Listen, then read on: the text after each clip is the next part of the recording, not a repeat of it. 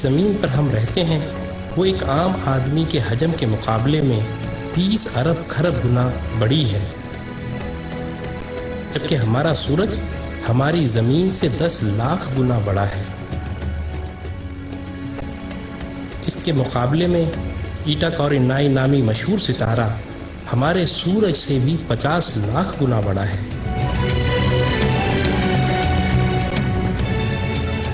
اس کے بعد battle juice نامی ستارے کا نمبر آتا ہے جو ہمارے سورج سے 30 کروڑ گنا بڑا ہے۔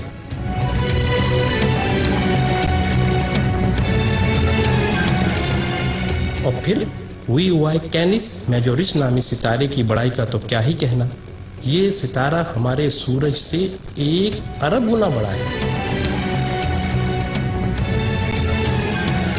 کیا آپ کو معلوم ہے کہ جس کہکشاں میں ہم رہتے ہیں اس کا نام ملکی وے ہے، اور ہماری صرف اس ایک کہکشاں میں ہمارے سورج جیسے 300 ارب سے زائد سورج موجود ہیں۔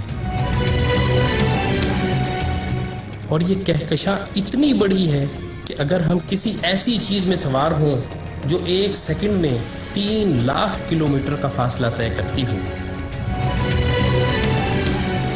یعنی 1 سیکنڈ میں زمین کے 7 چکر لگانے والا ہو، تو اس کو بھی ہماری کہکشاں کو پار کرتے کرتے 1 لاکھ سال لگ جائیں گے۔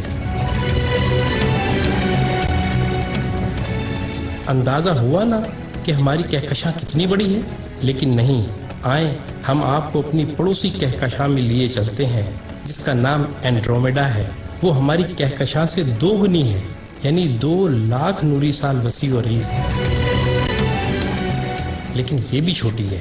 M81 نامی کہکشاں ہماری کہکشاں سے 60 گنا بڑی ہے، جبکہ IC1011 نامی کہکشاں ہماری کہکشاں سے 600 گنا بڑی ہے۔ اب سمجھ آ رہا ہے نا اللہ اکبر کا کیا مطلب ہے؟ اللہ اکبر، اللہ اکبر۔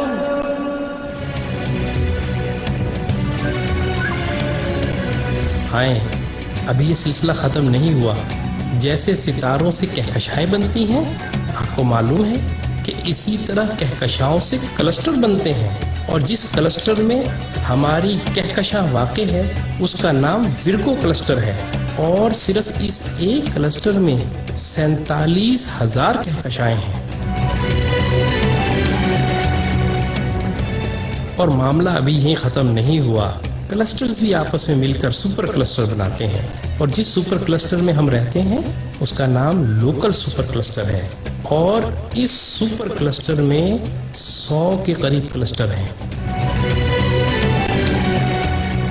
اور اس سپر کلسٹر جیسے کم و بیش 1 کروڑ سپر کلسٹر ہماری کائنات میں موجود ہیں، جو ایک عظیم جال میں معمولی نقطوں کی مانند نظر آتے ہیں،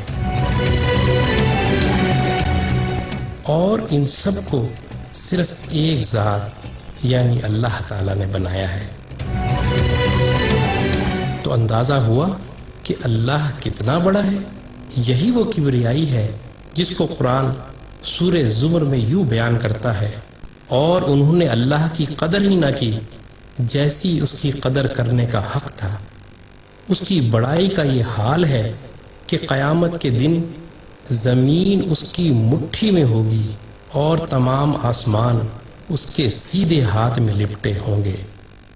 یہ ہے اللہ اکبر کا صحیح مطلب، اور یہی وہ عظیم جملہ ہے جس کو سننے اور سمجھ لینے کے بعد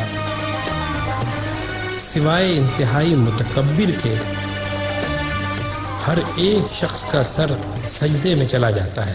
اللہ اللہ